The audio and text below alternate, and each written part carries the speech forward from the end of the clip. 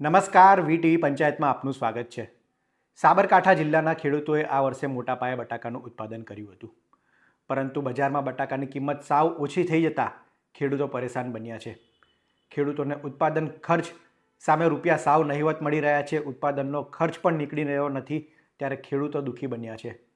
ખેડૂતો સરકાર પાસે માંગ કરી રહ્યા છે કે સરકાર તેમને સહાય ચૂકવે અને બટાકાની ટેકાના ભાવે ખરીદી કરવામાં આવે। ખેડૂતોની વારે અરવલ્લીના બાયડના ધારાસભ્ય ધવલસિંહ ઝાલા આવ્યા છે। ધવલસિંહ ઝાલાએ મુખ્યમંત્રી ભૂપેન્દ્ર પટેલને પત્ર લખીને શું માંગ કરી તે જોઈએ। પ્રતિ માનનીય મુખ્યમંત્રી શ્રી ભૂપેન્દ્રભાઈ પટેલ સાહેબ, ગુજરાત રાજ્ય ગાંધીનગર।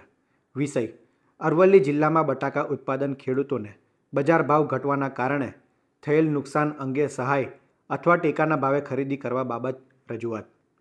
માનનીય સાહેબશ્રી, વંદે માતરમ સહ ઉપરોક્ત વિષય અનુસંધાને જણાવવાનું કે અરવલ્લી જિલ્લાના વિવિધ તાલુકાઓમાં આ વર્ષે ખેડૂતો દ્વારા મોટા પાયે બટાકાનું વાવેતર કરવામાં આવ્યું હતું, પરંતુ હાલ બજારમાં બટાકાના ભાવ ખૂબ જ ઘટી જવાના કારણે ખેડૂતોને ઉત્પાદન ખર્ચ પણ પરત નથી મળતો અને તેમને ભારે આર્થિક નુકસાન સહન કરવાનો વારો આવ્યો છે।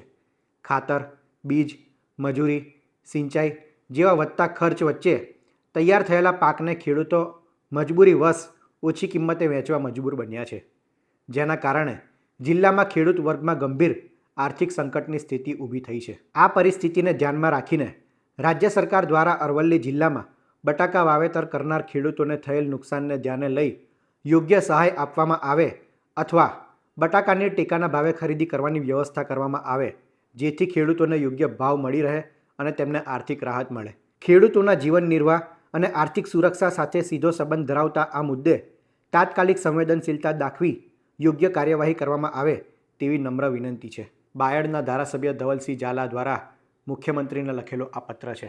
રાજ્યમાં વિધાનસભાનું સત્ર ચાલી રહ્યું છે। ધારાસભ્યો વિવિધ રજૂઆતો પોતાના વિસ્તારની કરતા હોય છે, ત્યારે ધવલસિંહ ઝાલાએ આ રજૂઆત મુખ્યમંત્રી ભૂપેન્દ્ર પટેલને પત્ર લખીને કરી છે। ત્યારે સરકાર ખેડૂતો પ્રત્યે કેટલું ધ્યાન રાખે છે અને ખેડૂતોને જે પ્રમાણેની વાત કરી છે, સહાય અને ટેકાના ભાવે બટાકાની ખરીદી કરવામાં આવે તે બાબતે સરકાર કેટલું ધ્યાન દોરે છે તે જોવું રહ્યું। આ અંગે આપ શું માની રહ્યા છો તે અમને કોમેન્ટમાં જરૂર જણાવશો। આવા જ ઇન્ફોર્મેટિવ વિડીયો માટે વીટીવી પંચાયત જોતા રહો। ધન્યવાદ।